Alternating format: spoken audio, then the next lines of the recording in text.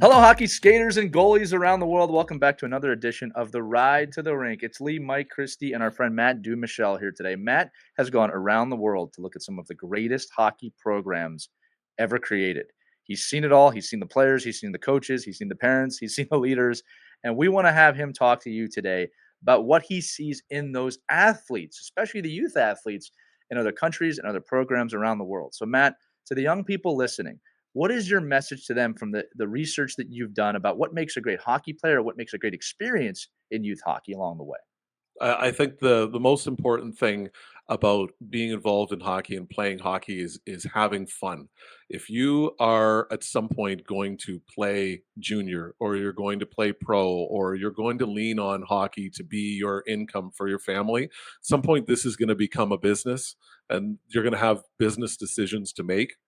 But when you're young and the only thing that you're looking forward to is running around in the hallways at the hotel and tournaments, or wearing your tracksuit around because it makes you feel important and makes you feel like you're part of something, when you're just looking forward to the next time that you're out on the ice, embrace that, because everybody at some point has to stop playing hockey. And you're going to take lessons from your coaches. Please make sure you listen to your coaches, and you're going to take all of those, and you're going to be able to use that in your real life when you're older, when you've got it high school, when you're going to university, when you're getting a job, when you're a dad or a mom yourself. But at the time that you're playing hockey, just enjoy playing hockey. Enjoy what it feels like to score a goal. Enjoy what it feels like to make a pass, to help one of your teammates. Celebrate all the little things that happen in a game, whether it happens to you or happens to somebody that's on your team, because that team environment is something that is really hard to find when you're an old person. And Like, Matt, what makes a good teammate? you number one is the selflessness, is being as excited that the kid that next to you scored the goal as you scoring your own goal. Like, it really does go a long way to when we have to make a decision of what kid makes a team and what kid doesn't make a team. I can promise you the good coaches are going to take the good people over a kid that may have a little more skill than the other, if they don't have a great attitude in the room, if they're not cheering on their teammates on the bench. All of those things are going to factor into it. And we talked about in our main episode this week, Matt, about how in some of these great organizations, it is the team name, the organization itself, that is part of the focus for these young players. So I would say to the young players listening as well, there's a logo wherever you're playing. There's a logo on your chest every game.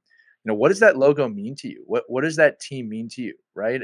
Are you just playing for that team to play for the team, or is there something larger at play here? I was always very prideful for the teams that I was on. It meant something to me, Mhm. that logo on the front. And look, depending on where you're at in your hockey journey, my friends, you might be having the greatest season ever and you love your team and you're loving your organization. You might be struggling this year. You might be having a hard time, being unsure. I think we all have to always go back to a place of gratitude. And again, for those of you listening, that just means being thankful for the things in your life. Matt Mhm. brought up some great points, just the goal, the locker room, the room, playing with your friends.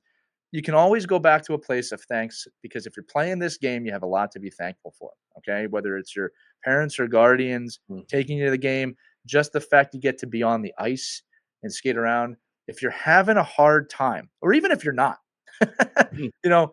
find a place of thanks every time you walk into that rink. I promise you, if you can do that, it's not always easy when you're young. It's going to change your perspective on how you approach the game. And to Matt's point, it brings the fun back. If you Mhm. feel like you're not having fun right now, there's a good chance you haven't looked around and said, wow, I'm thankful for this. I'm thankful for that. I'm thankful for my teammates. Christy, to your Mhm. great question, right? And Matt, just to kind of continue this conversation real quick, I imagine when you go to these hockey factories, there is a buy-in from the athletes, the youth hockey players, to the greater good of Mhm. I'm part of a team. It's not just about me. Oh, absolutely. I think that's one of the biggest takeaways from many of the clubs that I've had a chance to research, is just being able to say that you play for this team and what this team means to you. Not just this year, like you said, but that you've dedicated yourself to this group, and you'll kind of ride or die with this group.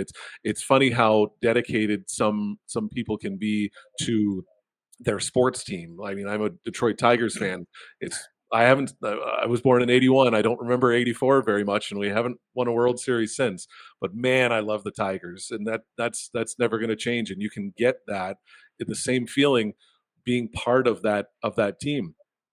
Working with the Leamington Flyers, my girlfriend jokes like I could never leave the team because that's 15% of my wardrobe gone. It's just jerseys and track suits and but it means something. It's something that I'm proud to tell my kids that I'm part of, and in the same breath, like you said, Lee, just being thankful.